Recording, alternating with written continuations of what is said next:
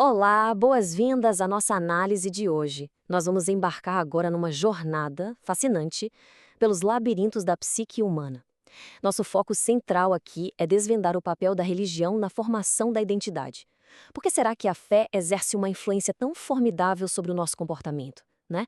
Como ela atua lá nos bastidores da mente para construir quem nós somos? Toda essa nossa conversa é baseada numa vasta pesquisa acadêmica, em artigos sociológicos e em dados empíricos que investigam a fundo a psicologia da religião. Vamos lá? Certo, vamos mergulhar nisso. O que realmente molda a identidade mais profunda do ser humano? É uma provocação e tanto. E para responder a isso, a gente precisa tirar o foco temporariamente da teologia pura e direcionar as nossas lentes para a ciência da psicologia humana. A ideia não é debater doutrina de jeito nenhum, mas sim compreender aquele motor psicológico incrível que faz da crença um dos pilares mais fortes de toda a nossa civilização. E para guiar a nossa conversa, a gente vai passar por estes 5 pontos. Primeiro, a psicologia da religião. Depois, saúde mental e significado. Em seguida, o conceito de intrínseco versus extrínseco. Logo após, a identidade no grupo. E fechando o quadro, a religião na esfera pública. É uma trajetória que começa lá nas engrenagens da mente individual e vai se expandindo até chegar ao grande palco da política nacional. Ponto 1. A psicologia da religião.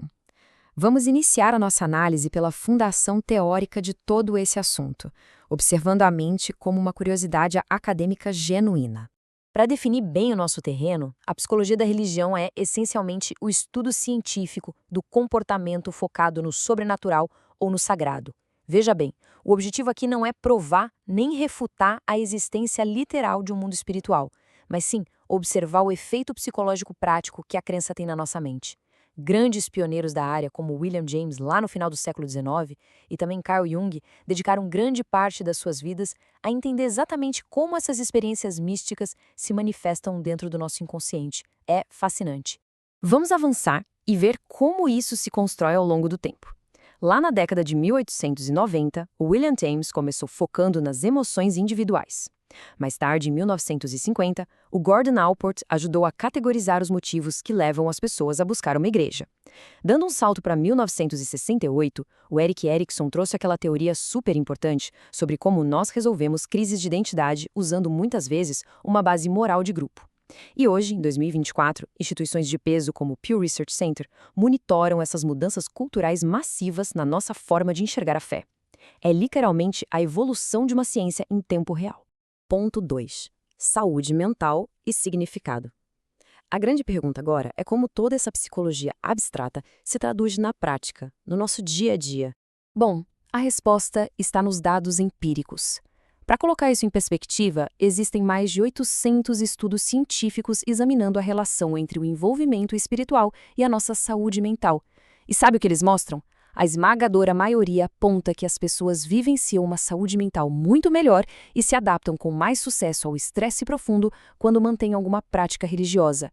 Hábitos como a meditação e a oração funcionam como uma âncora gigantesca de sentido, sabe? Elas trazem positividade e reduzem consideravelmente quadros de ansiedade e isolamento, principalmente naqueles momentos de sofrimento mais agudo.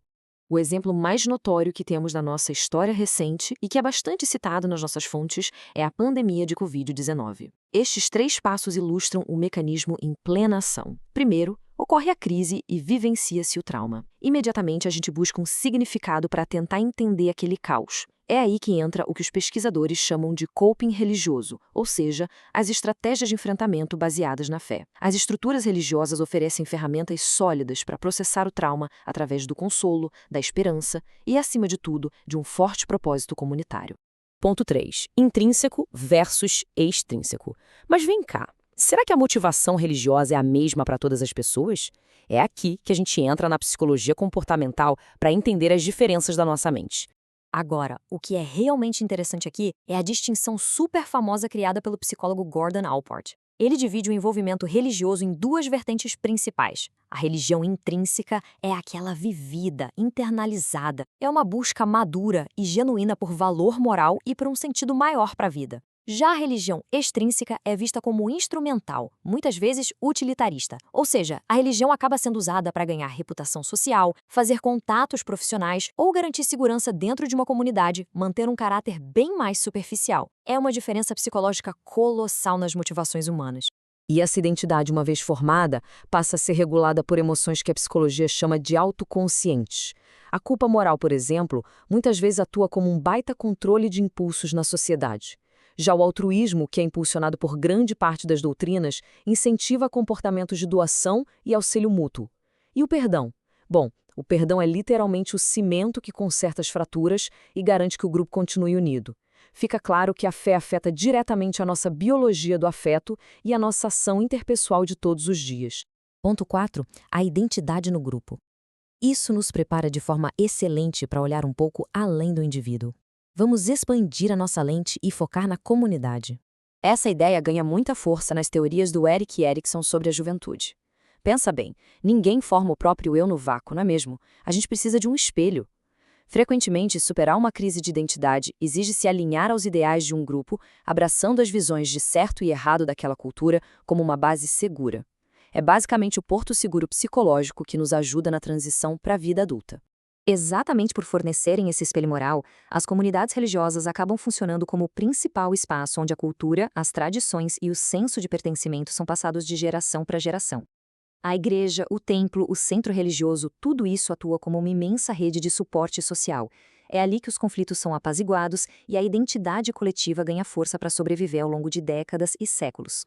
Ponto 5. A religião na esfera pública. Quando a gente entende esse imenso poder organizador da fé, a transição para o jogo político se torna uma consequência quase inevitável. Chegamos ao cenário macro. 80%. Prestem atenção neste número. Ele revela uma percepção fortíssima mapeada recentemente pelo Pew Research Center lá nos Estados Unidos. 80% dos adultos avaliam que a influência da religião na vida pública está encolhendo. É o maior número já registrado na série histórica deles. E esse sentimento de perda de influência gera, inevitavelmente, desconforto e ansiedade. E isso, por sua vez, cria um ambiente perfeito para conflitos culturais intensos e para aquela polarização política profunda que nós conhecemos bem.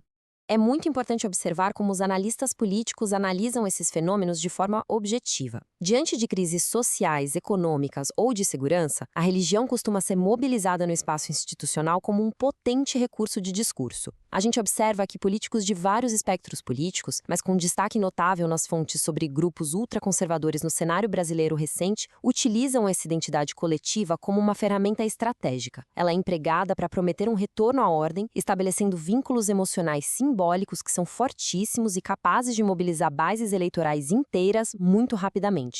Então, o ponto crucial a reter aqui é desmistificar a visão de que os fiéis são todos iguais e pensam exatamente da mesma forma. Embora o discurso político frequentemente tente tratar grupos como a demografia evangélica como um bloco único e homogêneo, a sociologia mostra que a realidade é bem mais complexa. A demografia é incrivelmente diversa e cheia de contradições internas. Por trás dos grandes blocos eleitorais, nós temos indivíduos, e essas pessoas interpretam as mensagens dos líderes filtrando tudo através dos seus próprios sonhos, das suas lutas diárias e dos seus medos mais profundos. O que nos deixa com uma imensa reflexão final.